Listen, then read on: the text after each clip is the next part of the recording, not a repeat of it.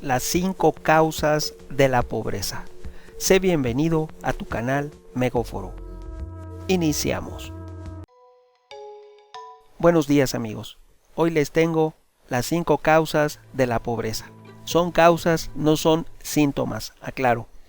Te preguntarás cuáles son esas causas y más importantes que generan y ocasionan pobreza en nuestros pueblos de América Latina. Primeramente, tomemos a la pobreza como problema social. Todos hemos sufrido escasez de dinero en algún momento, en una experiencia individual. No es lo mismo que el problema social de la pobreza como problema social, más allá de lo individual, puesto que el dinero es la medida de la riqueza. La falta del dinero, puede ser medida de la falta de riqueza. Una falta de riqueza puede ser en sí una causa, un desencadenante de pobreza, pero no es un problema social. La pobreza como problema social es una herida profunda que contagia cada dimensión de la cultura y de la sociedad. Incluye un bajo nivel sostenido de los ingresos de los miembros de una comunidad, en la cual queremos observar las 5 causas de pobreza. La comunidad puede ser cualquiera de las que integran nuestra América Latina. Esto incluye la privación de accesos a servicios, porque poco se dice que la pobreza incluye que no tengamos buenas carreteras, que no haya buenas escuelas, que nos priven de acceso a servicios como educación, un lugar donde comprar, un buen mercado, un buen hospital o la posibilidad de tomar decisiones en la vida de los habitantes. También un lugar donde no podamos acceder a algún crédito para incrementar nuestra actividad productiva, falta de prestaciones comunitarias como pueden ser servicios de luz, de agua, de alcantarilla, transporte y comunicaciones. Podrás indicar que hay pobreza cuando no tenemos acceso ni posibilidad de una línea telefónica o de internet, por poner un ejemplo. Además, te diré que la pobreza puede ser del ánimo de la persona o de espíritu, como se dice coloquialmente, lo que induce a los miembros de la comunidad en cuestión a compartir y creer en su propia impotencia, en que no pueden hacer nada, lo que los lleva a desalentarse, a un desaliento que da desesperanza, que ocasiona apatía y que también es un consecuente de la pobreza. ¿Por qué? Porque al no ver alicientes, poco se lucha o se deja de luchar. Muchas veces en algunos otros países, principalmente en España, en Estados Unidos, se dice que es pobre porque no trabaja, que son flojos y que no hace nada por salir de la situación en la que se encuentran. Pero si te encuentras en un lugar donde no hay transporte, no hay comunicaciones, las carreteras son malas, no hay alcantarillado, no cuentas con luz, no tienes acceso a comprar en un mercado que te brinde las mercancías suficientes, eso te va a ocasionar una desesperanza, una apatía y una timidez. Entonces la causa y el consecuente de pobreza derivado de esos factores, de esas situaciones que no puede cambiar un solo individuo, porque aunque ese individuo tú le pusieras en su mano $1,000,000, por poner un ejemplo, digamos $100,000 por poner un ejemplo, para que a nivel internacional lo entiendan, si lo das en sus manos, poco puede hacer si en ese lugar donde él habita no hay transporte, comunicaciones, carreteras, escuelas. Él no va a poder hacer todo él solo. Entonces eso lo desanima y lo desalienta. Eso es si le dieras el dinero. Si él tiene que luchar para obtenerlo, en esas condiciones es prácticamente imposible. Él se desespera, entra una apatía y deja de luchar, que es lo que le ocurre en muchos lugares de la América Latina.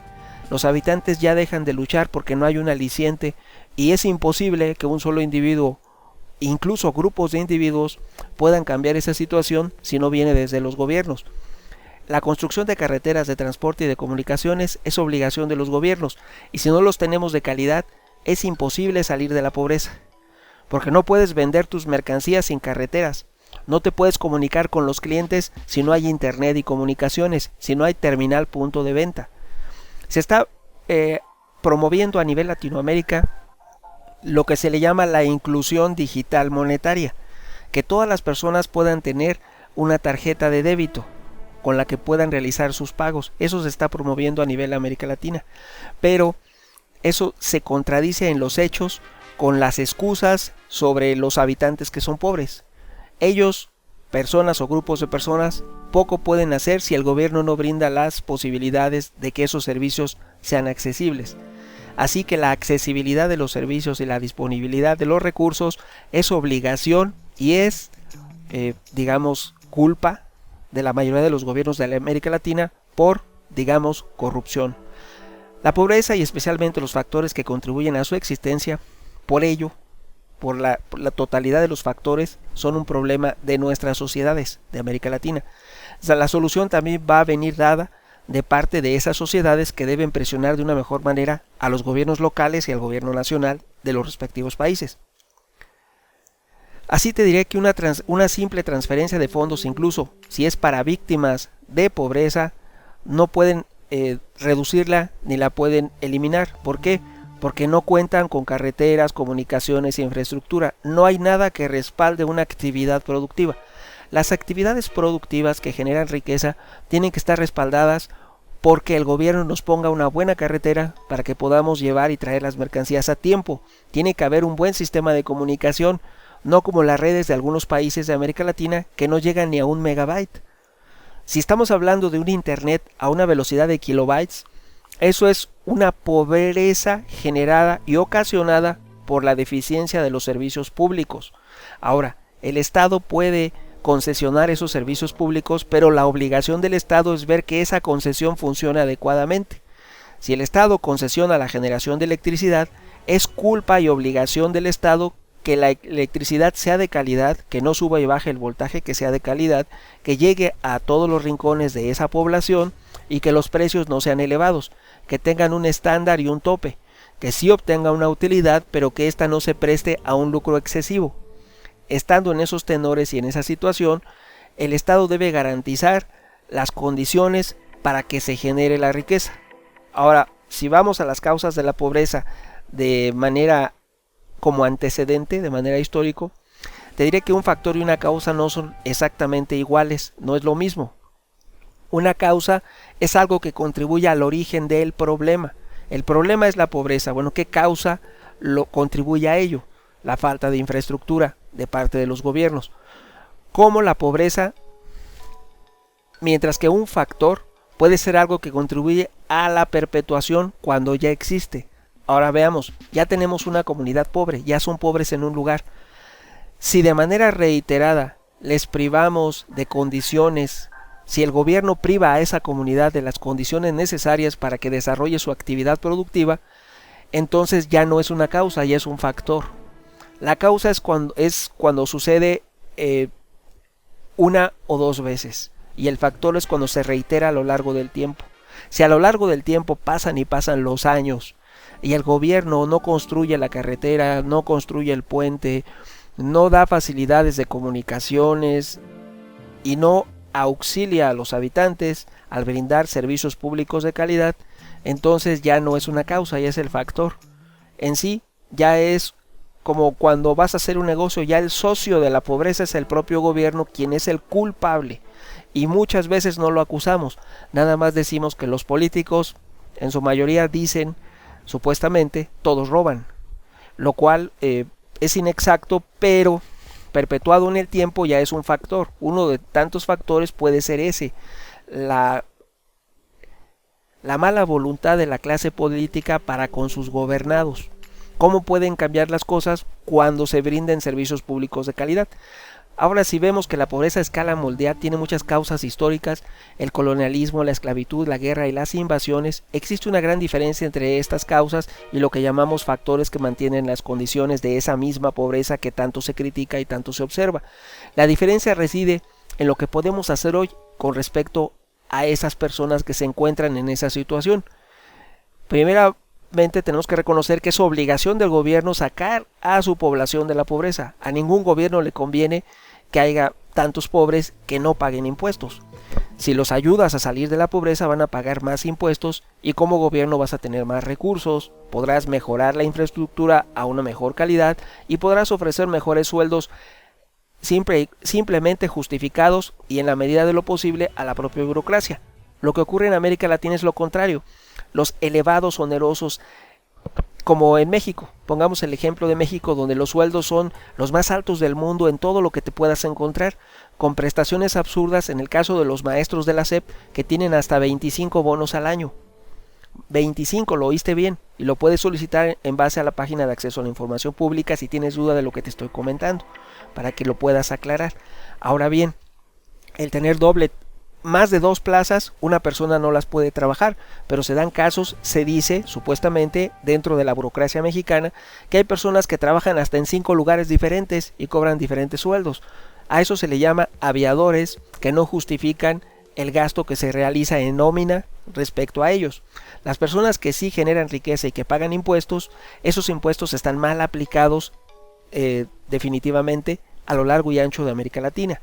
En el caso de México es escandaloso que puedan percibir tales cantidades los sindicalizados. El poder de los sindicatos ha minado toda la industria y todo el gobierno en México. El desarrollo lo frenó.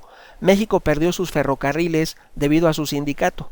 Fueron tantas las demandas del sindicato y fueron aumentando tanto sus salarios y sus prestaciones que llevaron a una quiebra técnica poco después de su nacionalización en los ferrocarriles de México, y ya los gobiernos entraron en desidia y no quiso nadie salvar esa empresa. Esa empresa se perdió por vida y obra de los sindicatos, de los sindicalistas. No estoy hablando que un sindicato sea malo siempre y cuando tenga una contención en lo que puede o no pedir. Tú no puede llegar en exceso a pedir. Todo debe tener un límite. La razón de ser de una entidad, de una empresa, de una organización, cuando genera una utilidad, en base a esa utilidad debe haber un porcentaje, como es por ejemplo el porcentaje de reparto de utilidades. Fuera de eso, las obligaciones no deben ser tan excesivas porque frenamos la productividad económica de una nación.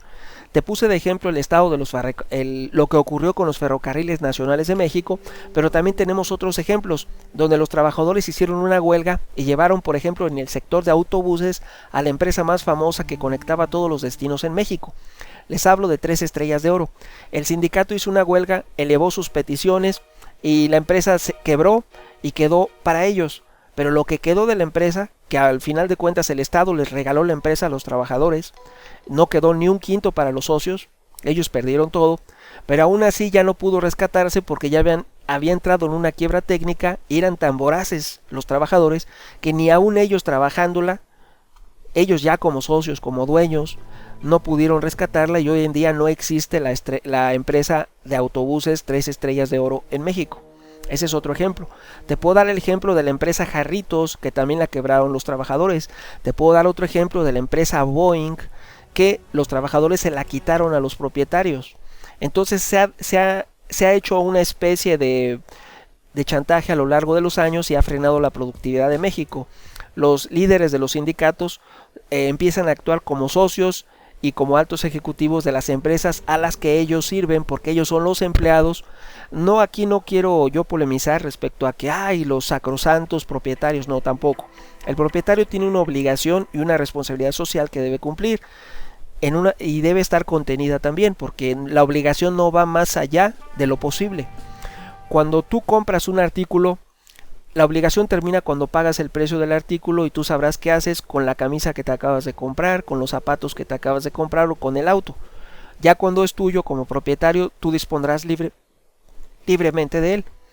También cuando tú contratas para tu domicilio, pongamos el ejemplo, imagínate que estás en tu casa, tú contratas un pintor para que te pinte el zaguán. Cuando él ya pintó el zaguán, ahí acaba el compromiso. Tú no tienes un compromiso de por vida con esa persona que te pintó el zaguán. Se hizo un trato, se pagó el servicio y hasta ahí. Es lo mismo con un trabajador. Cuando ya se le paga su quincena, su mes, ahí debe acabar todo. La generación de compromisos más allá de lo posible es lo que está generando una expectativa falsa y está quebrando a las entidades productivas. Ya no hablemos de empresas privadas, estamos hablando de los gobiernos. Los pasivos de los gobiernos, como la nómina onerosa de Pemex o la exagerada nómina de la Comisión Federal de Electricidad, por poner un ejemplo, porque también la del Seguro Social es escandalosa, también la de la SEP. Todos los organismos públicos tienen una deuda de pensiones que puede quebrar a México como nación, problema que se está postergando y nadie ha querido tomar cartas en el asunto. Regresando a los 5 factores de la pobreza, les diré que la pobreza como problema social, los factores, las causas podrían ser la ignorancia, la enfermedad, la apatía, la corrupción y la dependencia. Deben verse simplemente como condicionantes, no pretendemos ningún juicio moral, porque ahí hay que aclarar. O sea, no digo si está bien o está mal, simplemente los analizamos de una manera imparcial. Una causa es la ignorancia, otra la enfermedad, otra la apatía, la corrupción y la dependencia. No hay que hacer juicios de valor, si no, no podemos entender estos factores de pobreza, porque empezamos a irnos hacia otros aspectos que nos desvían del tema original. Si quisiéramos dar una solución posible al problema de la pobreza, tenemos que reconocer que uno de ellos es la enfermedad. Si una persona posee una enfermedad crónica o en ese momento se encuentra enfermo, no puede generar ingresos y cae en situación probable de pobreza. La apatía es cuando sabemos que no hay carreteras, no hay infraestructura, no hay posibilidades, por más ganas que le echemos no vamos a poder salir. Aquí te voy a poner un ejemplo de qué es vivir en Estados Unidos y qué es vivir en México. En Estados Unidos tú vas a un supermercado, el que tú quieras, el más grande, la cadena internacional, que empieza con W. Tú entras a ese supermercado y vas a encontrar 150,000 productos y todos, la mayoría, productos mexicanos más baratos que en México. Tú ve a tu localidad, checa los precios. Por ejemplo, yo voy al supermercado que queda cerca de mi domicilio y el aguacate está en 70 pesos. Sin embargo, los exportadores de Uruapan están exportando y ya puesto en la ciudad de Los Ángeles el aguacate de primera, lo cobran entre 30 pesos a 70 pesos. O sea que puedes encontrar un aguacate que ya lo llevaron desde México, que ya está puesto en Estados Unidos a un costo de 30 pesos el kilo, no la pieza, el kilo. Y estoy hablando de 30 pesos mexicanos, no 30 dólares. Entonces está exportando toda América Latina sus materias primas a un costo bajísimo, incluso más barato que a sus propios habitantes. Los productos que tenemos en Michoacán es un ejemplo, la guayaba, el mamey, todo es más barato, se le vende más barato puesto ya en Estados Unidos que al público dentro de México. El limón también nos lo dan más caro a nosotros que es lo que se lo venden el de primera ya puesto en la ciudad de Los Ángeles. Esa situación nadie lo puede explicar y es una cosa que algunos negarán, pero es una realidad para observar los factores y las causas de la pobreza. Tenemos esa situación, esa disparidad.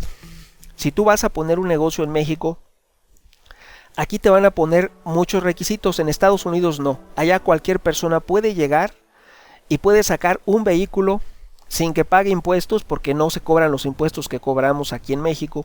Allá cualquier persona llega y sin enganche se lo dejan a meses sin intereses. 60 meses sin intereses y sin enganche. Y más barato que en México, prácticamente el 75% del valor. Si aquí en México un vehículo te cuesta 200, allá te va a costar 150, 50 menos. Allá ganan 10 veces más, acá ganan 10 veces menos, allá te lo dejan más barato, la cuarta parte más barato, y lo puedes pagar a 60 meses sin intereses. Esa es la diferencia. Todas las operaciones, todo el comercio, su gobierno provee condiciones para que todo se desarrolle de manera muy fácil. Su infraestructura, que es una de las causas de la pobreza, sus carreteras son muy buenas, su internet es muy veloz, sus comunicaciones no fallan, su servicio de luz eléctrica no tiene altas y bajas voltajes, todo funciona bien, los servicios públicos son de calidad. Eso es un factor clave para el desarrollo económico de un país, que el Estado brinde buenos servicios públicos o los concesionarios, las concesiones que otorgó a particulares el Estado, ofrezcan esos servicios de calidad a un costo accesible. Si tú checas, todos los servicios y todos los costos son más baratos en Estados Unidos cuando ellos ganan de 10 a 20 veces más que cualquier mexicano. Un mexicano promedio paga más de factura eléctrica que un norteamericano. En México pagamos más por todo. La gasolina nos cuesta más, la luz nos cuesta más, el gas nos cuesta más. Los servicios financieros son exagerados en México, nos cobran comisiones que en Estados Unidos no cobran. Si tú vas a un supermercado en Estados Unidos, todo es más barato y las porciones son mayores. Allá tú vas por un chocolate o en polvo y son latas de 5 kilos. Acá en México el mismo precio sería por una lata de 1 kilo. Allá las porciones son mayores y más baratas, acá son menores y más caras. Allá hay una mayor variedad de productos, acá no. Allá tienen 150,000 productos en esa misma cadena comercial y en México llegarán a duras penas a 5,000. Y te hablo de esos 5,000 en ciudades como la Ciudad de México. En el interior de la República, las tiendas de esa cadena internacional reducen sus existencias a 1,000 o a 1,500 productos, cuando en Estados Unidos son 150,000. Ese es nada más por poner un ejemplo. Ahora, la ganancia y la posibilidad. El conseguir empleo, el tener empleo y el tener acceso a los servicios es infinitamente regalado en Estados Unidos y es exageradamente complicado en México. Ese es como ejemplo. Ahora, los 5 factores de la pobreza son enfermedad, apatía, dependencia, corrupción e ignorancia. La ignorancia significa falta de información o de conocimiento. Es diferente a decir que alguien es tonto o que alguien tiene falta de inteligencia.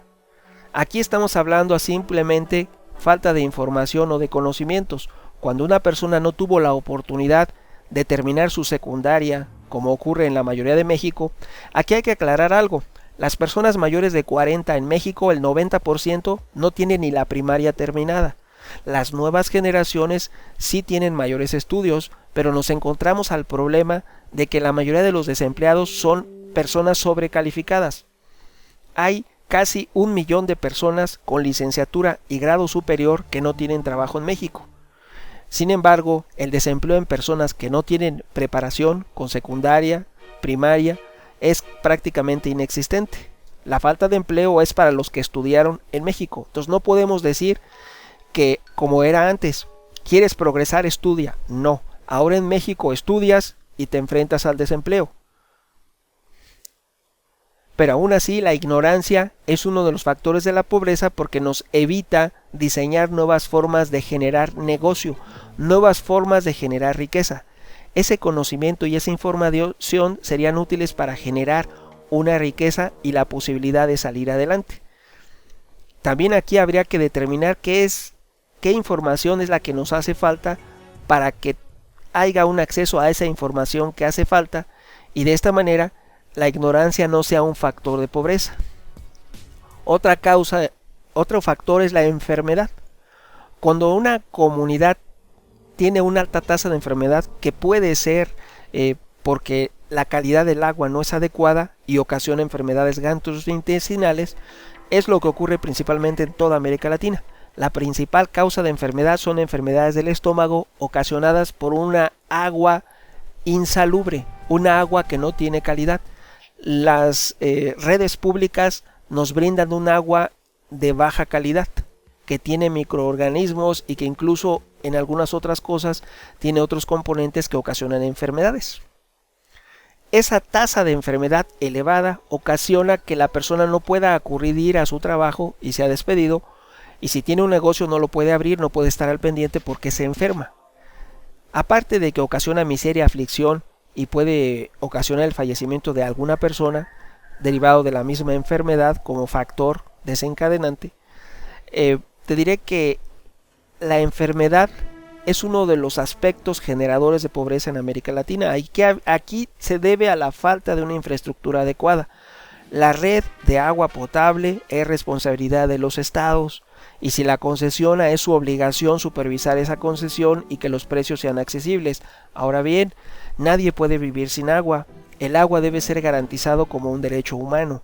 Así que el factor de enfermedad es algo que tiene una obligación intrínseca al Estado donde se desempeña como trabajadores individuo. Es responsabilidad de la empresa para la cual labora, pero también el Estado tiene responsabilidad. Ahí habría que ver en qué medida se puede reducir y coadyuvar para que las personas puedan salir adelante, puedan disminuir las licencias por enfermedad, puedan elevar su productividad, mejorando su salud. La apatía es otro factor. La apatía aparece cuando la gente pierde interés o cuando se siente tan impotente que ya no intenta cambiar las cosas. Aquí yo te puse al inicio del video el ejemplo de que si no hay una buena carretera, si no hay transporte, si no tienes internet, si no tienes teléfono, si el agua potable no llega todos los días, nomás echan el agua una sola vez a la semana, o tienes que ir a carrear tu jícara o tus tambos, si no hay condiciones, que el Estado no provea condiciones de servicios públicos, va a generar apatía y desinterés en las personas, porque van a ver imposibles sus esfuerzos, porque incluso si tú le dieras, como comenté, $100,000 a una persona, poco puede hacer en esa comunidad para generar riqueza. ¿Por qué? Porque no cuenta con los servicios públicos disponibles para que pueda funcionar una empresa, una industria o un comercio de manera adecuada. Cuando no es adecuado, incluso puede ocasionarle pérdidas a los negocios, falta de productividad a la industria, y es cuando eso se eleva al grado que existe en América Latina, hace el imposible que se establezcan nuevas industrias, nuevos comercios, nuevas fuentes de trabajo, porque es imposible con la infraestructura que existe actualmente en algunas regiones, aclaro, en algunas regiones de América Latina. Eso conduce a la apatía. A veces la apatía se justifica con preceptos religiosos. Esa es una gran diferencia. La religión católica, que es toda prácticamente América Latina, te dice que es más fácil que un elefante pase por el ovillo de una aguja a que un rico llegue al cielo. Entonces la población religiosa ve como un pecado tener dinero, entonces no van a luchar por tener dinero porque es un pecado. Nadie quiere cometer pecado, entonces nadie va a generar riqueza, nadie va a ganar dinero porque es un pecado. Y además te dice, acepta tu cruz, acepta lo que hay porque Dios ha decidido tu destino. Entonces, a Dios rogando y con el mazo dando. Es un proverbio que demuestra que estamos en las manos de Dios, lo cual viene dado por la religión condicionada por ya más de casi 400 años, 300 años de dominación española, y después de la independencia en 1800 ya tenemos prácticamente, vamos para 2 siglos, ya pasamos 2 siglos, el bicentenario de la independencia de las principales naciones de América Latina, vamos para ese bicentenario, y no hay posibilidad de que se cambie esa forma de pensar, en la cual, como te comento, es pecado generar dinero, es pecado tener dinero, entonces no puede trabajar, no hay un aliciente desde el punto de vista de la fe para que las personas generen recursos para su propio bienestar, para el bienestar de su comunidad, para el bienestar de los estados. Ahora bien, otro de los aspectos es la corrupción. Cuando los recursos destinados a servicios y prestaciones de cada región, de cada población, de cada comunidad se desvían al bolsillo de alguien, se está en una situación que es como un callejón sin salida. Esa corrupción priva a los gobernados de servicios públicos de calidad. Esa falta de servicios públicos ocasionada por la misma corrupción es un círculo vicioso que perpetúa al paso de los años la pobreza. La cantidad robada al público recibida y disfrutada por un particular es mucho menor que la disminución de la riqueza pública que este hecho genera.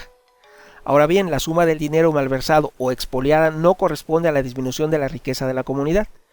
Si algo está destinado para generar trabajos, generar ingresos en una comunidad y no se aplica, las personas que disponen de eso de una manera indebida, tampoco les va a servir mucho, porque al no contar con infraestructura, tampoco es un factor que genere ingresos, que produzca riqueza.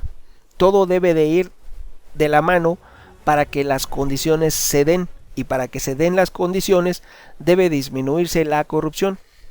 La corrupción son cuando no llegan completas las cantidades, en el camino se van perdiendo en el cambio de manos, y a la persona, al último destino de los recursos en América Latina, llega una mínima parte que ya no es suficiente para el objetivo inicial al cual iba destinado. En pocas palabras, el funcionario corrupto es un factor importante de pobreza. La dependencia. La dependencia puede ser una dependencia hacia otros países, hacia otras naciones. Yo en algunas ocasiones les he comentado que se me hace absurdo que se devalúe la moneda. ¿Cómo es posible que recientemente en Argentina tenemos el gobierno de Macri, va a llegar al gobierno el gobierno de Fernández, Cristina Fernández otra vez y un pariente? por el simple hecho de anunciar que había ganado otra vez Cristina Fernández, que había ganado otra vez como vicepresidenta en esta ocasión, se devalúa la moneda inmediatamente a los pocos días de hacerse ese anuncio, lo cual no hay una justificación, no hay una razón y no hay un motivo. Lo mismo nos pasa en todas las naciones de América Latina. En México, cuando Trump hizo un Twitter, cuando era candidato, se devaluó el peso, y cuando ganó Trump se devaluó el peso, que no hay una justificación porque el gobierno no estaba haciendo nada mal. Incluso le había regalado todo porque en ese momento estaba el gobierno de Peña Nieto y en ese momento estaba vigente la reforma energética que regalaba todo a los norteamericanos, y aún así nos dieron un golpe, aún así fue una traición. ¿Por qué? Porque nos devaluaron la moneda. ¿Y por qué pueden hacerlo? ¿Por qué tienen tanto poder? ¿Por qué los rumores pueden hacer eso? Es algo que no hay explicación, y es una situación que no podemos estar dependiendo del capricho, de lo que quieran algunas personas con intereses ajenos a nuestras naciones.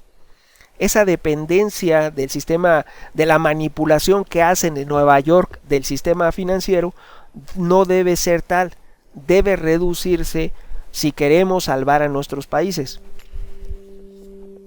Les comento, la devaluación que ocurrió cuando ganó otra vez Cristina Fernández en 2019, en agosto de 2019, es injustificada, porque todavía ni está gobernando ella y no ha hecho nada malo Macri.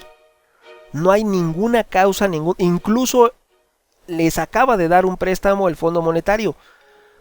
Tiene liquidez el gobierno. Entonces eso es absurdo. No hay una justificación para la devaluación de esa moneda y de todas las de América Latina. Somos rehenes del sistema financiero.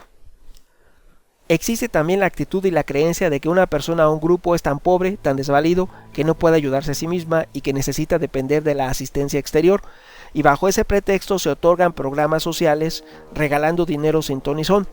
Un gobierno que no genera empleos no puede regalar el dinero a los gobernados porque se va a quedar sin él. Es necesario que haya productividad, que se paguen impuestos para que el gobierno disponga de dinero. Los ingresos del gobierno vienen de los impuestos. En México no teníamos tanto petróleo. No sé por qué se ha petrolizado el gasto público en México. Desde que José López Portillo dijo que ahora iba a administrar la abundancia cuando descubrió Cantarell. Cosa más falsa, porque fue uno de los más nefastos presidentes que quebró a México como país, como nación, y de lo cual no nos hemos recuperado décadas después. Pero México no dependía del petróleo. Cuando México tuvo un éxito, que fue una nación en auge, que terminó cuando salió de la presidencia Díaz Ordaz, en ese momento, durante toda su presidencia, Díaz Ordaz no tuvo ingresos significativos por petróleo, ni los presidentes anteriores. Durante el milagro mexicano no teníamos ingresos del petróleo significativos. Ahora es una cuestión absurda que, teniendo ingresos por el petróleo, busquemos culpas y justifiquemos todo. Simplemente el gobierno es un ser obeso que ya no se puede mover. Si observamos, es tan obeso el gobierno que es un lastre para la nación. Debe de disminuirse el volumen del gobierno a la cuarta parte de lo que es. Y lo que vemos es al contrario. Siguen las contrataciones, siguen los aumentos, y como les comenté en una parte de este video, lo que son el sistema de pensiones en México está a punto de quebrar a México como nación y como país. No esperemos que ese momento suceda. Ojalá no llegue, ojalá se tomen medidas para subsanar esas deficiencias, pero yo lo veo imposible mientras no quieran tocar a los sindicatos. El mayor lastre social de México son los sindicatos. ¿Por qué? Porque esos sindicatos públicos, no les hablo de sindicatos privados, los sindicatos públicos son un lastre social. Quebraron, como ya les comenté, Ferrocarriles de México y todas las empresas paraestatales y organismos públicos. No se ha hecho nada, y si no se hace, si no se actúa en contra de ellos como traidores a la patria, no va a haber dinero que alcance. No va a haber dinero que alcance. Recordemos, durante la época del milagro mexicano no teníamos petróleo de manera significativa. Décadas después lo hemos tenido y no nos ha servido para nada, por lo obeso, lo gigante de la nómina gubernamental, que debe reducirse a la cuarta parte mínimo. Ahora bien, en conclusión te diré que los factores no son independientes entre sí. La enfermedad contribuye a la ignorancia y la apatía. La corrupción contribuye a la enfermedad y la dependencia. Y así todos están intrínsecamente ligados, cada uno de ellos contribuye a los demás y todos en su conjunto generan pobreza en América Latina. En todo proceso de cambio social se anima a pensar y a actuar. Los 5 grandes factores de la pobreza parecen estar extendidos en toda América Latina.